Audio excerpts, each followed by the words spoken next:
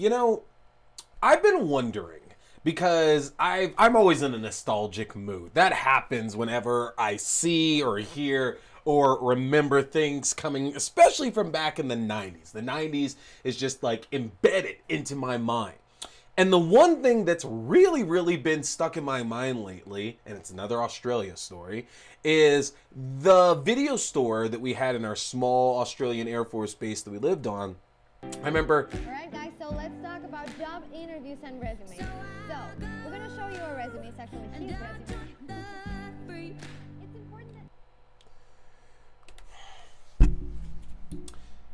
So, in my nostalgia thoughts lately, which I obviously have a lot, I talk about nostalgia a lot on these shows, and that's just such a big part of my life, because like I live in my nostalgia.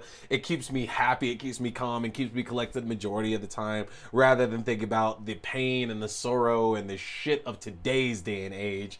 And one thing that's really been coming across my mind recently is thinking about going through the video stores back in the late 90s. When I lived in Australia, when I lived in California, and even living out here in Colorado now, you know, especially being a big horror fan, one of the things that we always loved was going to movie stores, Blockbuster, Hollywood Video, or even just the random ones that were on Air Force bases for me, and looking at the horror section. Because a lot of times, if your parents, if you weren't of age, weren't going to let you rent movies, this was kind of your only exposure to horror movies, were all these like cases, all these great like VHS cases, and reading the back and hoping that there'd just be more and more details for each subsequent like movie you looked at. And I remember it was one of the reasons why I loved and was so intrigued by the Friday the 13th series, because every single one of those covers all had like the same like silhouette, but it's the silhouette with a different weapon. And I thought that was so fucking cool to see that on at least like the first four. And then after the first four, when we get through like 5 through Jason Goes to Hell, then we start getting the really like more creative posters. And I just remember being fascinated by the poster of Jason Goes to Hell, because let's face it, whether you like that movie or not, that is a bitchin' poster. Demons going through Jason's mask. Oh man, like that is really fucking cool, honestly. That's one of the coolest posters in there. And that made me interested in hearing about y'all's story. What posters, what VHS covers in movie stores back in the day really caught your eye? I know they don't exist anymore, and sure, I could name a Best Buy or any other store where they still sell physical movies, but we know it's not the same like it once was. So, hit me with the stories in your comments, or hit me on Twitter. It's at AXDW, that's Axdu. Let me know your stories about looking through the horror sections in video stores back when you were younger. What caught your eye? Tonight, folks, we are talking When a Stranger Calls and Prom Night, and T watches a scary movie.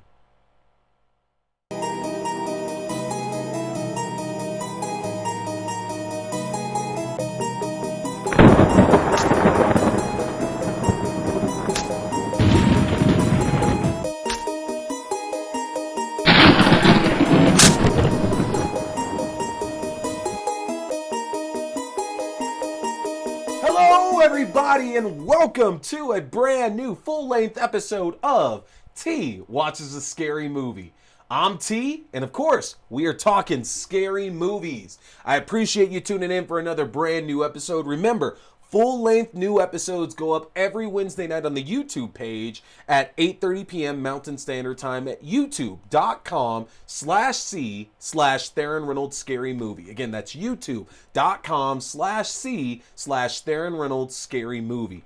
As well, you can listen to the audio-only version of this on all your favorite podcasting platforms and half an hour earlier, 8 p.m. Mountain Standard Time on Wednesdays. Just go and search T Watches a Scary Movie on your favorite platforms. Now, with that, we are starting into something new here with the show, because as I mentioned, I'm going to start breaking these reviews up, because I know some of you do like to watch the full show, and in that full show like this, we're still going to be talking things like movie news, my cool little intro as well, because I want to engage y'all a lot more than I have been, and then I'll have my reviews that I've covered the 2 movies every week like I'm always doing. But What I'm also going to be doing here is I'm going to start releasing those reviews separately for all of you. For those of you who just don't have the time to go through a 30 to 40 minute show, sometimes a little bit shorter than that. But if you don't have the time to sit through an entire show or listen to it or whatever, I'm just going to put the reviews out separately on the YouTube channel so you have a chance to see those. So for example, this week I put up When a Stranger Calls on Tuesday. I got the separate Prom Night review that's coming out on Thursday. Next week, we got a bunch of stuff coming because we're covering all 4 of the Hatchet films. So Hatchet 1 through 3 and Victor Crowley is what we're talking next week. So those are all going to be dropping at different times. I'll drop the review for Hatchet 1 on Sunday. Hatchet 2 will be on Tuesday. Hatchet 3 will be on Thursday. And Victor Crowley will be on Friday. Along with those 4, I have my full-length episode on Wednesday. We'll cover all 4 movies there that I'm reviewing. So you can watch them however you need to, but keep in mind, the full-length episodes will be the only place where you can find my movie news and then my discussion with you every week as well too. So what do we have to discuss this week? What's on our minds? Beyond the fact that I still need to remind you, go to poltergeistandparamours.com and find their Fight Like a Final Girl collection. It's a great way to support a lot of abortion causes out there right now, hence everything that happened with Roe v. Wade in the previous week. We absolutely want to support those causes there for sure, because 100%, your body, your choice in regards to the whole reproductive stuff there. Now, y'all are a bunch of ass clowns in the Supreme Court about that, but that's neither here nor there. Support it. poltergeistandparamours.com. Fight Like a Final Girl collection. Go and find that. So, what are we talking about this week? We got a lot of really good stuff to talk about this week, starting with the fact that the Hocus Pocus 2 trailer dropped. Yes, we found out that finally, after so many fake posters and fake trailers and the witch is back and all this shit for the last decade and a half, 2 decades at this point of folks just making sequels up, that we finally were gonna get a follow-up to the classic Hocus Pocus classic from the early 90s. All 3 of the Sanderson sisters are back. Bette Midler, Sarah Jessica Parker, Kathy Najimy, and it's looking good. Now, I guess I say that with surprise. Of course it was going to look good because the original film is very much like it or hate it. It's a fun piece of nostalgia, as we were just talking nostalgia in the intro, but it's a very, very 90s centric thing. There's hints of grunge and alternative and very meta horror and meta comedy in there. And of course we have a lot of big faces of the time, again, including Bette Midler, Sarah Jessica Parker, Kathy Najimy, Thora Birch was getting big at the time as well too. It's a perfect 90s film. And it's one that made sense for a follow-up, honestly, given the nature of how these witches come back. You would think we would have seen a sequel sooner, but we're only getting one now. It's coming out September 30th, I believe, to Disney+.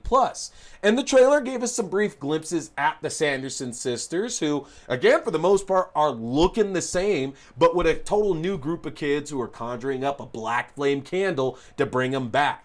Now, we don't know that much about the story right now, except for it's been about 30 years at this point, and these kids are, these witches are back, and presumably after kids again. Now, could it end up being the exact same story told over? I doubt it, because the trailer didn't really give that impression that it was about new kids moving to Salem and being interested in the Sanderson sisters. Matter of fact, the trailer kind of gave the idea that it might actually be something a little bit more sinister. And I get it. We're always talking about a movie to where these witches are after children. They're literally going to eat children to stay young and alive. But what makes it a little bit more sinister about it is that with the first movie was all by accident, okay? By accident, I mean it's, fucking Max just being an asshole and saying he doesn't believe in hocus pocus and he lights the candle and there you go. But this movie seems to be coming from a more dark place, because in the trailer we see a couple of girls who are conjuring up a spell, and that spell seems to result in the appearance of the black flame candle and the book, and then the return of the Sanderson sisters. So it seems like while it might have been accidental, there's a more nefarious purpose behind them coming back. It wasn't like Max in the first movie who's just trying to show off. And for that reason, it seems like the stakes could be a bit higher because, again, it's all speculation, but usually in movies to where somebody invokes the witches, or not these particular witches, but they invoke a demon, a witch, something evil, they usually have to pay for that. And I'd be shocked. It's a movie on Disney Plus. I'd be shocked if we're gonna go with something of that extreme, towards like the end of the movie is the kid has to kill himself, something like that. That's not gonna happen.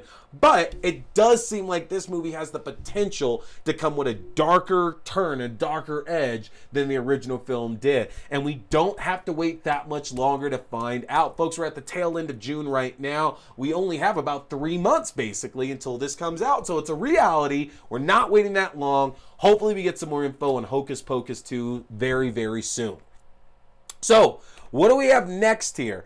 So, I am in my 365 days of horror films right now. Somebody I met on Twitter, Elliot McGuire, produced this book to where it's basically a tracker for a full year of watching horror films. And I've been doing a really good job with it. I've watched so much new horror because I said I didn't want to put down any repeats on this book at all. So not that I'm not watching movies over that I enjoy, obviously. I'll do that. Again, my birthday's coming up, so we're going to get Demon Knight and Jason Takes Manhattan in there, of course, and Scream 2 and all that good stuff. But I really wanted to test myself and see, could I actually watch 365 new horror films in a year? And it's going really good right now. And one I actually watched because, funny enough, it just got announced it is getting a follow-up. I watched The Mutilator.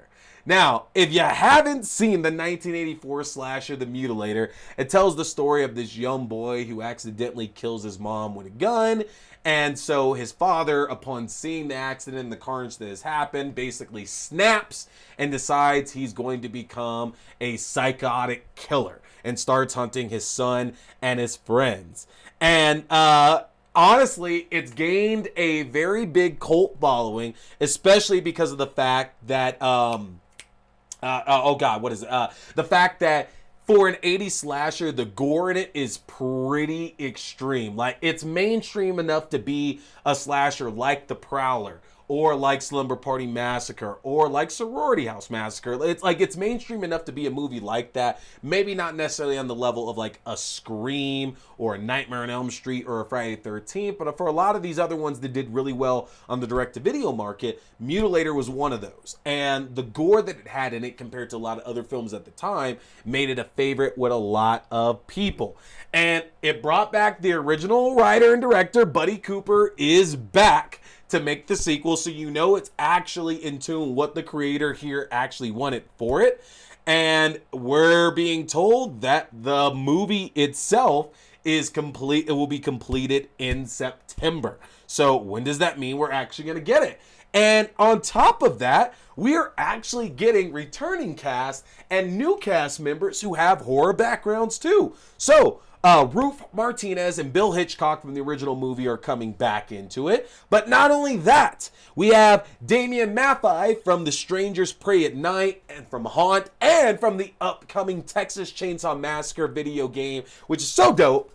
And we also have Terry Kaiser from Friday the 13th Part 7. Yes, you might remember he was Tina's doctor as well. You might remember him from a little series called Weekend at Bernie's as well too.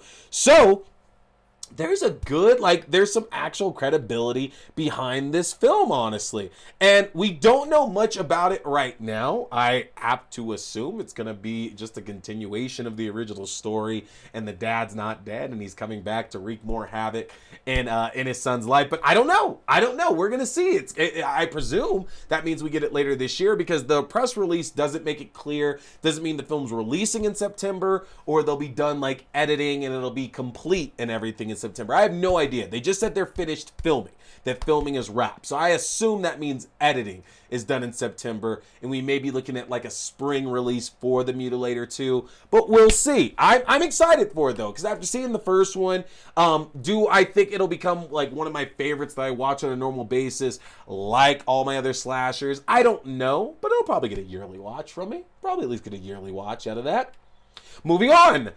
It was just announced during Ghostbusters Day that the sequel to Ghostbusters Afterlife, what would be considered the fourth film in the series, is set to premiere December 20th, 2023. So we already knew that we were going to get a sequel to Ghostbusters Afterlife. The film was moderately successful. I say moderately, I don't mean that in a negative way, but the success is very comparable to Ghostbusters Answer the Call, and that film obviously did not get a sequel. So it's very interesting to see that this one is for sure going to get one here, but it's also been confirmed that the movie's going to return to the original film setting of New York. We're getting the firehouse back, which, not to spoil it, but if you've seen Ghostbusters Afterlife, which we will be watching in the all-nighter coming up here at the tail end of July, but if you haven't seen Ghostbusters Afterlife, we were treated to a great post-credit scene, a few of them there, but one of them that include Winston Zeddemore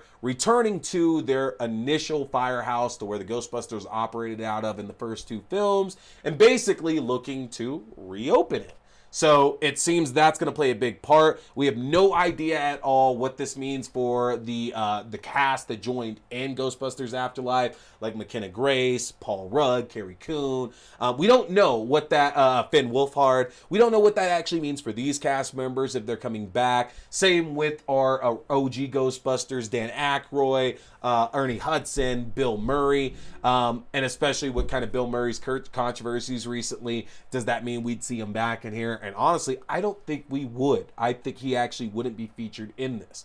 But the press release is very quick to mention that it's the next chapter in the Spangler family story, which is interesting because that was one of the issues that some people had with Ghostbusters Afterlife. Now, I liked Ghostbusters Afterlife. I reviewed it on the show, and there'll be a link up here for y'all to check that review out as well, too. I liked Ghostbusters Afterlife, but it was very interesting that the marketing talks a lot about this being the Spangler family story when the first two Ghostbusters weren't about the Spangler family story. And I'm not saying that's a problem. That's not a problem for me in the least bit, but it's just interesting because it's like, okay, you're making the narrative about the Spanglers, but that's not really what Ghostbusters was about. Now, again, not me complaining. I enjoyed what we got, but maybe we could just tell a general story because I thought the story of Ghostbusters Afterlife was very perfectly emotional, honestly. You know, I got teared up in it. I thought it did a very good job of honoring, Harold Ramis, who played Egon Spangler in the story, but that his friends also got a chance to be involved as well, too. And it's like, well, how much of that story is left to expand on with the Spanglers? Like, I feel going back and looking more into the relationship between Egon and his daughter, especially when Harold Ramis is passed, there's not that much you can do with that. There's only so much you can do with somebody who's passed away. They can't do any new footage for you at that point. And so I'm hoping that when they say it's the next chapter in the Spangler family story, they just mean that these kids are front and center again, and that's the push here. That's what I really hope for. It story-wise, I mean, your man wouldn't be mad about some slime showing back up there. Let's get a Ghostbusters 2 reference going in there, especially because there's a good chance this could deal with Gozer again, honestly. I'd have to go back and look at all the years that are marked out in that one scene, but Ghostbusters Afterlife does give the very, very big impression that Gozer would be back again, maybe not an immediate sequel, but in a further sequel down the line, in a TV show, whatever. And we know there is an animated series and an animated movie that's on the way as well, too. So I don't think we've seen the last of Gozer, but I do hope this next film can get away from that information. Finally, we found out there is a strong rumor going around that Neve Campbell has, in fact, signed on to Scream 6 secretly. Now, if y'all recall, a story came out that it said officially Neve Campbell wouldn't be returning to the role, and it basically came down to pay, to where the offering that was given to her, we weren't told the number, but it was apparently well under what somebody of her stature, the lead of the series, somebody who's been in every single entry, who's kept with the series for, over 25 years at this point, it's somebody who deserves more, basically. And I talked about it here on the show before, to where I support Neve Campbell, but I also still support Scream 6, because it's not like our creators are involved in what Neve Campbell gets paid for that. That's the studio, and that's the studio's role to make all that happen. So I was on both sides. I could see both ends here and see what kind of needed to be done. I was still going to watch the film. I was still excited for it. But there are now rumors that Neve Campbell was able to get everything worked out and very possibly has shot a role or is going to be shooting for Scream 6. Now, the more interesting part of this is that there's an even further expanded rumor that states that they had to get Neve Campbell back. That basically there was no way this was going to work without her because she has a very prominent role apparently in Scream 7. Now, we don't know what that means because if you think about it, Scream 5 was really Dewey's story. It was really, when you get down to it, it was focusing on redemption for Dewey ultimately. Scream 6 apparently is going to be focused very much around Gale Weathers, which makes a lot of sense as well too, because we're going to be set in New York where Gale Weathers works, where Gale lives, and she's working at this news studio, and we're all, at least I say all, a lot of us are very much hoping that that's really where the most of this is going to be set around, is Gale's TV studio. One can only hope. So it would make sense that Scream 7 then would focus on Sydney. And I know that's a ways off. We're talking, because Scream 6 doesn't even come out until next March. So that means basically that at the earliest, we're talking 2024. So we're at least 2 years away from Scream 7. And that would make a lot of sense to me, that one ends up getting focused around Sydney Prescott. So I can only hope that they made the deal. If not, that's not going to change my interest in the film that much. But I really do hope that means they were able to make the deal and get her in. Just because they're saying that the gore and the violence is going to be more than it was before. It's going to be the longest entry of the series so far. There's a lot of info coming out right now that's making it very, very exciting to be a Scream fan, honestly. So we'll see what ends up happening with that.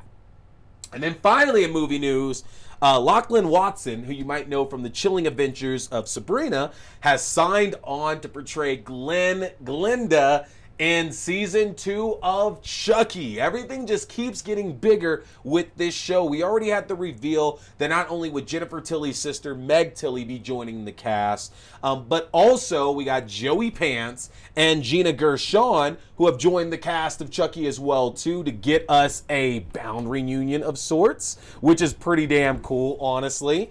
And the fact that now we are finally gonna get Glenn and Glinda back in the show, that's super exciting. That's really super exciting to see, because we got to see Glenn and Glinda last in Seed of Chucky. And since Seed of Chucky, we've had 2 other entries. We have Cult, we had Curse, and we've had season 1 of Chucky as well too. And it's just interesting that Glinda got like a couple of mentions, but outside of that, that's about it. And now finally, I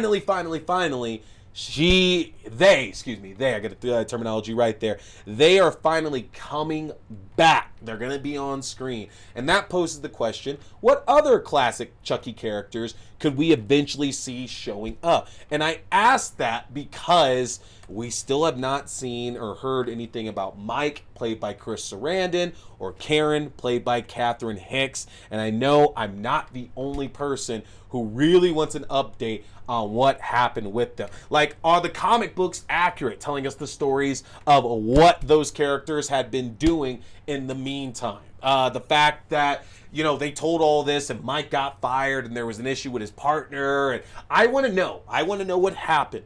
We also know that Laura Jean Chorotesky from Hannibal fame, who played Freddie Lowndes, is also joined the cast in an undisclosed role as well.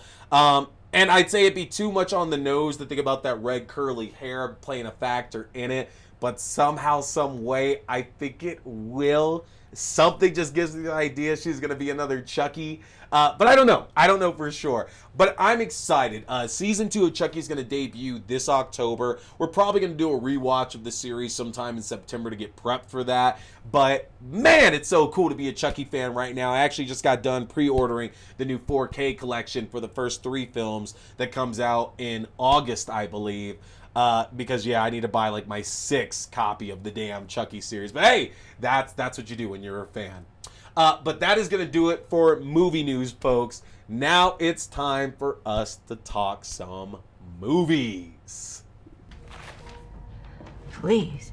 Ma'am, the bank, reclaimed this property months ago. You're not supposed to be here. Jesus, Mal, she just offered us some sweet tea. Maybe take like a second before getting right to it. You talking about that whole mix-up with the bank? That's been settled. I paid everything I owed. This is still our half. You're wrong. Oh my God, Dante, what the actual fuck? What was this about my flag? You got me all wrong. I've taken care of many boys like you over the years. I don't have a problem with Negroes. Oh, shit. Okay, fuck this. Yeah, I'm with Dante. Girl, I had your back till you started dropping Negroids up in here. It's 2022. We woke. We don't say that Hey, who's that Chris Hemsworth motherfucker with the big ass chains? Oh! Make sure to check out T Watches a Scary Movie. You can go to youtube.com/c/Darren Reynolds Scary Movie. And we're on all podcasting platforms.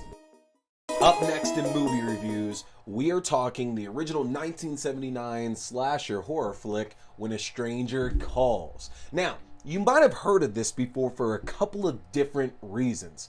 First of all, it's based on a very popular urban legend about a man and the babysitter and the man upstairs. It's a popular urban legend about a young girl who comes over to babysit some kids for a wealthy couple, and she continues getting these phone calls from somebody she doesn't know, who basically keeps telling her to check the children, have you checked the children? And there's different variations of how the story goes. She goes upstairs and the children are fine and it's all a prank that they've been playing on her. She goes upstairs and the kids are dead. She goes upstairs and she gets killed. There's been all these kind of variations of that story. I've heard it numerous times, and it's kind of funny because the original time I think I heard it was actually in the 90s slasher Urban Legend, which I absolutely love that movie to death. But it was after that I feel that I kept hearing that story more and more and more, because that's really when my love and obsession of horror started. It was kind of in the late 90s when movies like Urban Legend and Scream and I Know What You Did Last Summer were coming out. And it's funny because Wes Craven had said that the opening of the original Scream is very much a tribute. It's an homage to When a Stranger Calls, which has been called, at least the opening in that has been called one of the scariest openings in a horror film of all time.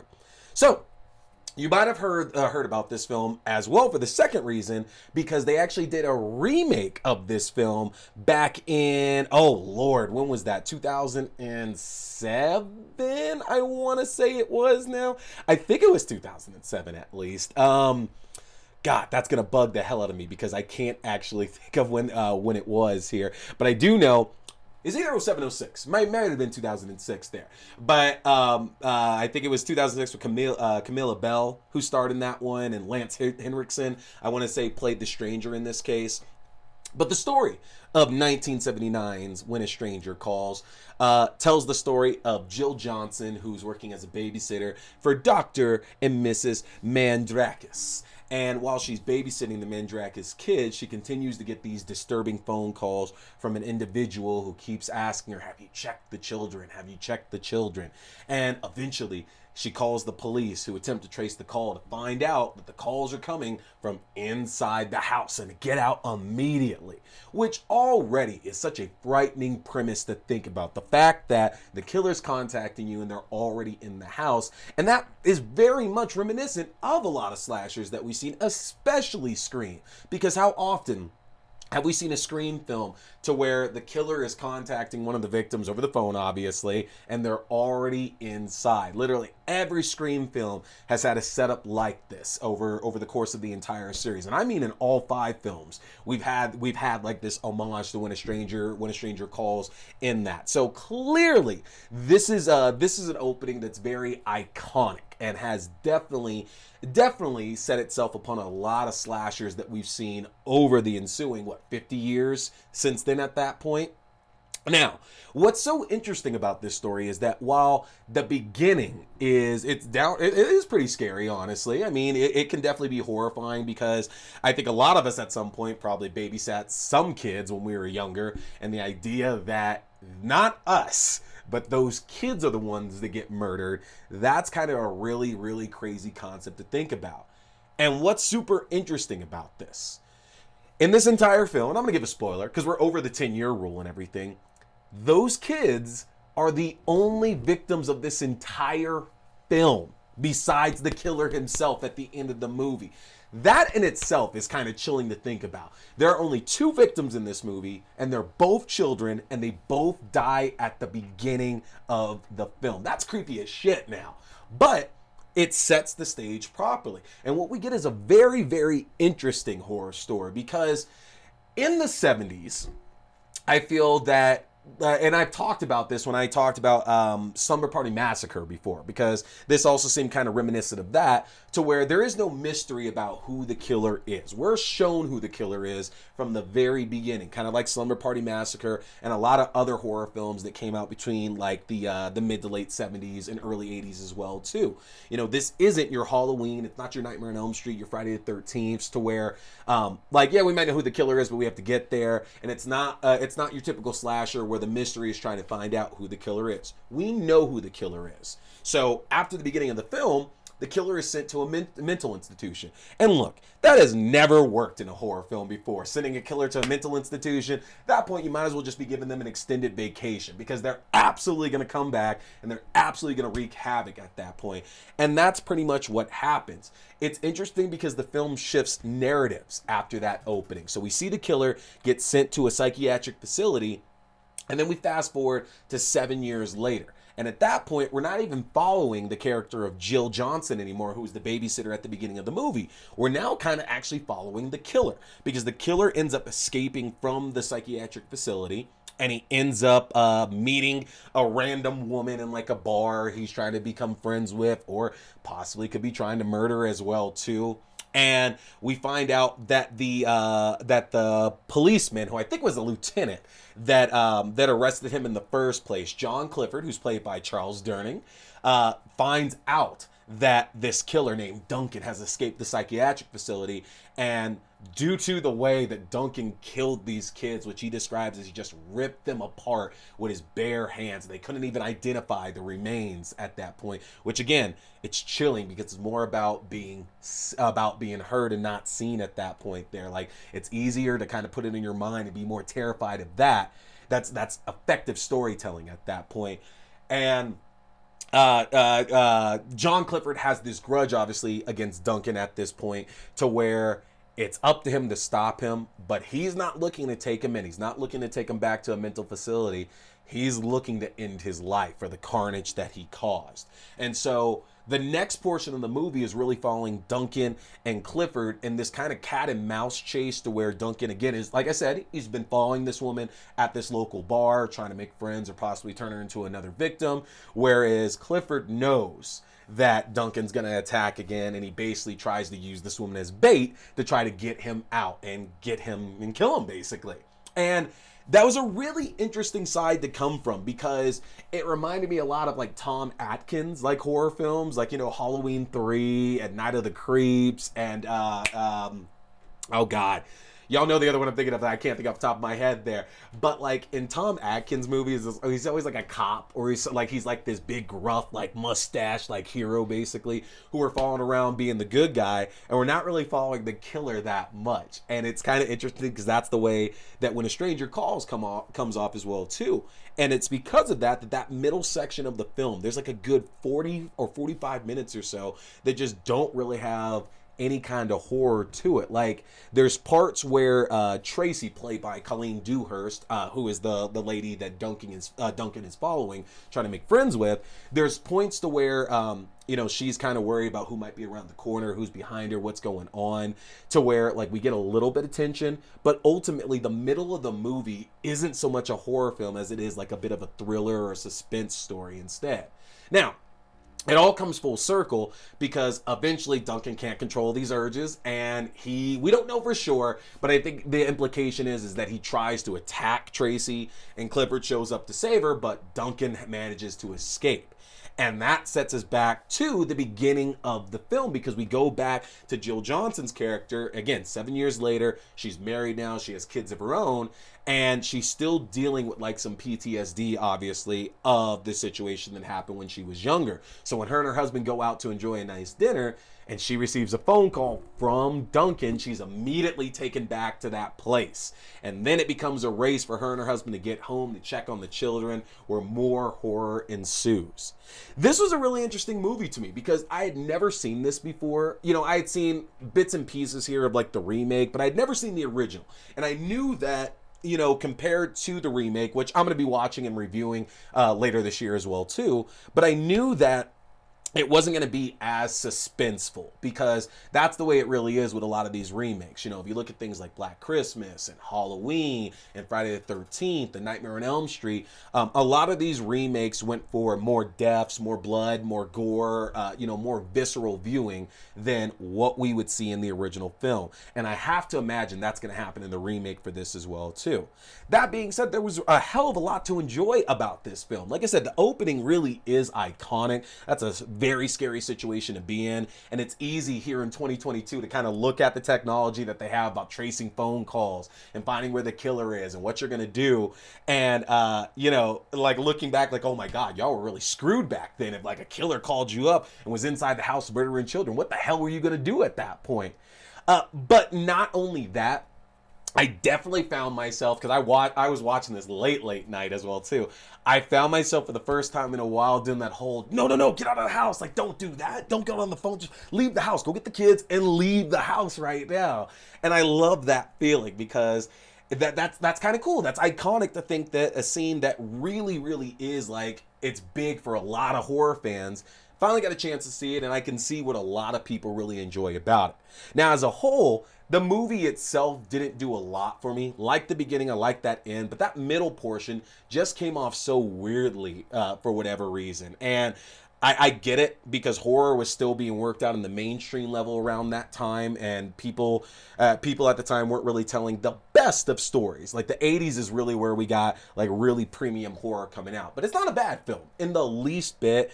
I also found it crazy that the actress that played Jill Johnson, Carol Kane, that's Granny from Addams Family, and a bunch of other stuff as well too.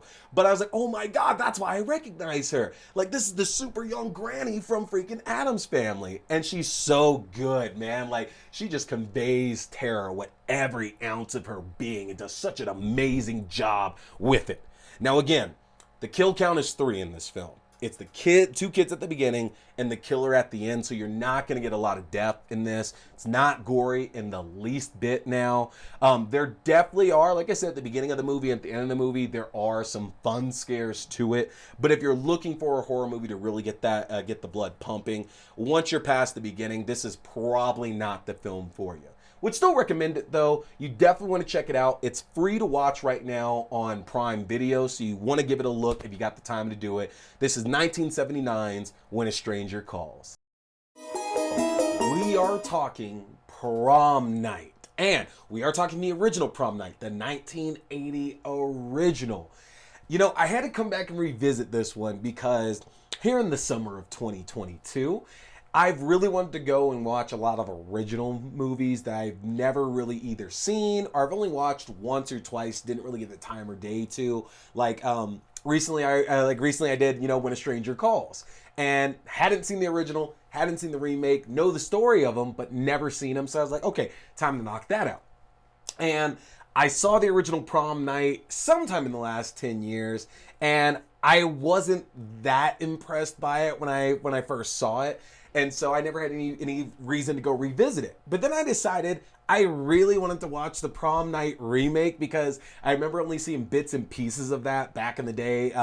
It was either right when I was working for Blockbuster or after I was done working for Blockbuster, like immediately after. But I really just wanted to revisit the original because it would give me a reason to see the remake as well too. And I know what you're thinking. Come on, because people love Prom Night. People absolutely love the original film. So how could I be crazy and say I didn't really like it that much? And not only that, how can I only be wanting to watch it so I could watch the remake? I know I'm insane, y'all. I never said that I wasn't in the least bit, but that's just the way that it is. Now, here's the thing about Prom Night, before we start getting into what it's really about. This is really, in my opinion, what kind of took Jamie Lee Curtis to like that next level that she wanted to be at. Because if you go back and look at Jamie Lee Curtis's earlier career, obviously there's so much horror in there. Like looking from 1978 until like the mid 80s, she started with Halloween, and then she kept going with a couple more Halloween films, Terror Train, The Fog, and Prom Night. And I feel Prom Night's actually where her big recognition came from, because it was only a couple of years after she did Prom Night to where she started getting roles in things like Trading Places and Grandview USA and Buckaroo Banzai and everything. And I really, really do feel that Prom Night was the one that kind of helped turn the tide even more for slasher films. And I have to admit that I don't know what I was smoking, what I was drinking, what I was doing when I watched Prom Night the first time and didn't really enjoy it, because man, this is way more enjoyable the second time around. Now, if you've never seen Prom Night before, the story is simple. It starts off with a group of kids playing a game of hide and go seek. That's basically, like, I forgot what they call it. It's like killer escape, something like that. It's where every time you find somebody, they also become a killer. And unfortunately, these group of kids end up accidentally causing their friend Robin to fall to her death. Unbeknownst to them, somebody has seen the death of Robin. And 6 years later, when our kids are all getting set to graduate from high school, and hence the name, the prom is coming up, somebody has decided to seek revenge amongst everybody that was involved in the death of young Robin, and murders start to occur in our small little town. Now, that's it. There's not really much more complications to this story, because anything else is really like very secondary to the actual story itself. Like there's this whole plot where Jamie Lee Curtis's character is dating this one guy who just broke up with a kind of a friend, kind of an enemy of hers, and because of that we get this Carrie style story to where this girl is now seeking revenge on Jamie Lee Curtis and her ex-boyfriend, and wants to make their life a living hell on the night of prom, so she gets friendly with the school bully to help her put that in place. And that's fine. That's a serviceable storyline. But again, it's very similar to like Carrie, and Carrie did it a little bit better, at least for that portion of the story. But that's not really why we're watching this here. In a stark contrast to some of the other slashers around the time, the whole idea here was that I guess we got to compare it directly to Halloween. Like Halloween, we know that the killer is Michael Myers. It's not about Michael taking his mask off and us seeing it. Like, this is Michael Myers. In Prom Night, we get a whodunit, because we're really trying to figure out who's the one that's killing these kids, what's their motivation behind it. There's got to be something, because it's not played to be cheesy, kind of like Summer Party Massacre, which I love, as well as When a Stranger Calls, which also not too bad either, honestly. Like, it's not supposed to be somewhat cheesy. It is supposed to be more on the serious side. These people are all paying a price for something that they did. And it's interesting because a lot of slashers definitely took their cue from a film like this moving forward, to where, you know, somebody gets wronged, it ends up with someone getting hurt, somebody getting killed, and years later, somebody, whether it's that person themselves or someone related to them or a friend, decides to seek revenge for what ended up happening. And I was under the impression, I was definitely under the impression when I first saw it, and again, I don't know, I got this memory. I really told myself that with Prom Night, none of the killings actually happened until like the last 20 minutes of the film.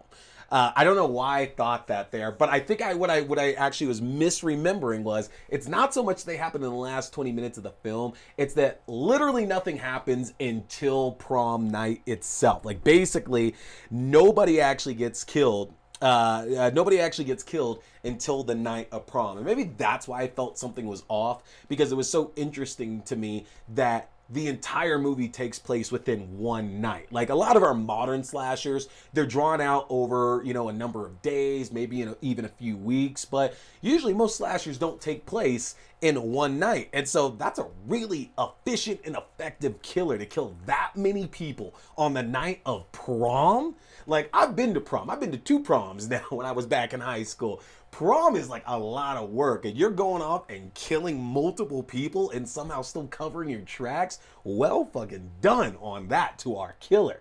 And it was such a simple idea for the killer in this movie. They're just wearing, you know, a ski mask at that point, and he's going around killing people with a glass shard. And I love the fact that that's somehow an iconic weapon, because we always think about what weapons are synonymous with our killers. With Michael Myers, it's a butcher knife. With Jason Voorhees, it's a machete. With Freddy Krueger, you know, it's the razor fingers. And for our killer in Prom Night, it's a shard of glass and a ski mask. And it's so simplistic, and yet it's still effective. And I think that's because this really is a normal, more grounded slasher. Things like Scream, things like I Know What You Did Last Summer, Urban Legend, Halloween, Friday the 13th, you know, a lot of these other slashers, they're very much not grounded in reality. Whether it's because they're so like super meta, or it's because the killer themselves just can take endless amounts of damage and nothing bad happens to them. Or they're even just presented as like this hulking behemoth, this person who just, you know, they can move like quicker than anybody's been known to man. They can lift things that people don't do. They have precision aim, all these kinds of things that just aren't real, you know? And in Prom Night, what I love about the killer is that they are human. They're human, they're clumsy, they can get hit, they can get knocked out, they constantly like screw things up, and I really enjoyed that. And it's very clear to be like, this person is humanized. And I really enjoyed that about Prom Night, is that our killer was humanized compared to a lot of other slashers where they're not, which is not a knock, but it's refreshing to see that. And it's funny I say refreshing, this film, because this film came before so many other slashers of our time. But what's very much interesting about it is that the gore factor of Prom Night is definitely where we started to see the tide turn as well too, and movies started being more comfortable showing death scenes and more explicit death scenes. And Prom Night, definitely at the time of its release in 1980, I would definitely say it's gory for its time. By today's standards, obviously it's incredibly tame, but if you look back in the time frame that it was, we were seeing more in this than we were seeing in a lot of other horror movies at the time. I've reviewed, you know, When a Stranger Calls, and I've also, like Black Christmas, for example. These are horror films that came before Prom Night came out, but yet, and still, if you go back and watch them, even with the deaths in them and the way they're described and the way we're supposed to think about it, it's all about using your imagination. They don't show so much. Prom Night doesn't exactly show things verbatim, but we get enough sounds and we get enough close and like before and after shots to have an idea of what's going on. So the gore definitely stepped up in this. And not only that, it's interesting seeing Jamie Lee Curtis presented in a different light as well too, because Laurie Strode in Halloween, at least in the first Halloween, is very different than a lot of her other horror characters that she's played. And I get it. Laurie's character absolutely has evolved over the series in Halloween. In Halloween 2, she was basically in a catatonic state like the entire film.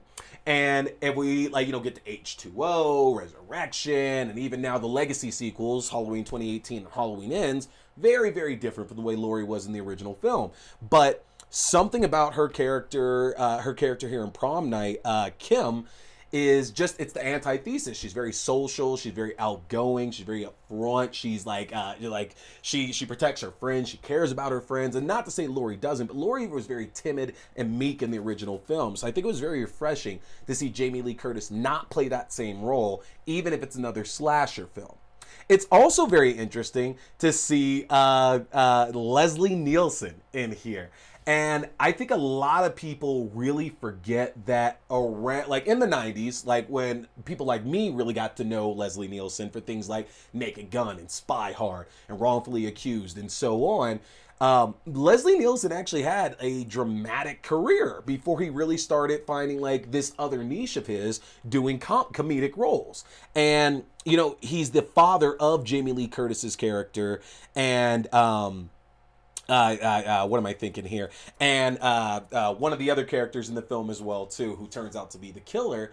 But they very much try to play it up as if Leslie Nielsen's character could be the killer as well too. And I think that that's great billing, because, you know, this day and age, we probably wouldn't think that so much. But again, look at the time the film was released. The fact that Jamie Lee Curtis and Leslie Nielsen get top billing in it kind of seems, well, one's got to be the victim, one's got to be the killer at this point.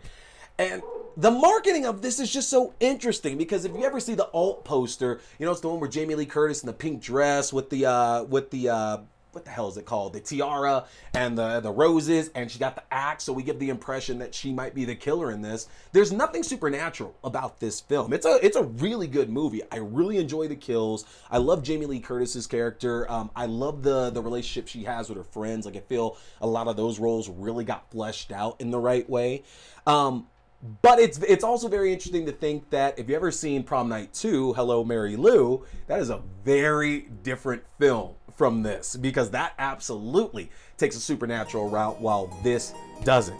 And again, it's a story of revenge, Prom Night. The killer is very much motivated by the loss of a family member. And, you know, whether you want to say justified or not, definitely decides that the way to make it right is just to kill all the people who were involved in the death at the beginning of the film.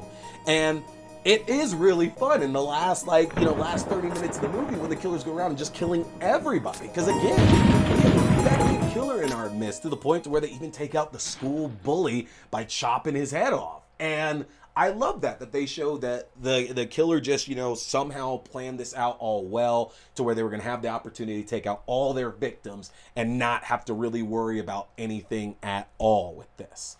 Now, with that said, it's also interesting they take the route that they set up this subplot to where there's a possibility that there was another killer involved, that basically somebody else was responsible for it. But then, later in the movie, obviously we find out, like, hey, this person ended up getting arrested, so it obviously can't be this guy. There's got to be somebody else that's doing it. And I really enjoy subplots like that try to lead us away, because we know it can't be that. It can't be that simple, obviously. But again, horror movies around that time might make you think it's very straightforward like that. And Prom Night is one of these first horror films, one of these first slashers that really subverts us from thinking dead on, it has to be this person. It's a really, really, really good watch, honestly. But I will say, and we'll get to it at some point there, if you do like Prom Night, you would really love Prom Night 2, Hello, Mary Lou, because again, it basically takes what's so good about this movie and it amps it up with a supernatural twist, which just makes it so much more fun to check out. Now, if you're wondering how I would kind of rank it with Jamie Lee Curtis's other horror films, well, I have not, and y'all are gonna hate me for this, I've never seen The Fog. I've seen the remake. I've seen the remake because I was a huge Smallville fan, and I was like, cool, Tom Welling's doing a movie, and that movie sucked so badly. The cast was great, but that movie is terrible. But I've never gone back and watched the original film. It's on the list, so I got to get to that as well too. But it's at least above The Fog. I don't think I enjoy it more than any of the Halloween series, honestly. That's always gonna be at the top there, anything that's in the Halloween series, even if it is Resurrection. I freaking love it. I really like Virus a lot as well too. So I don't know, I always tend to rank things on the same level. So Prom Night's really good. It really is good, but I don't think that I like it more than other entries she's done, like Halloween, honestly. There's more for me in those films than there was in this. But that being said, you can check it out for yourself and tell me in the comments what you think. Prom Night is available for free right now on Prime Video. Go and check it out. Make sure to let me know your thoughts. Again, hit me in the comments, folks. Hey everybody, I appreciate you checking out this video, whether it was a review, whether it was a new episode, whether it was an unboxing, an interview, or whatever else. I want to remind you can check out my separate reviews also on my YouTube page, and new full episodes go up every Wednesday night on YouTube at 8:30 p.m. Mountain Standard Time, and on your favorite podcasting platforms at 8 p.m. Mountain Standard Time. Don't forget to hit that subscribe button, like and share. My name is T. We've been talking scary movies. Stay scared.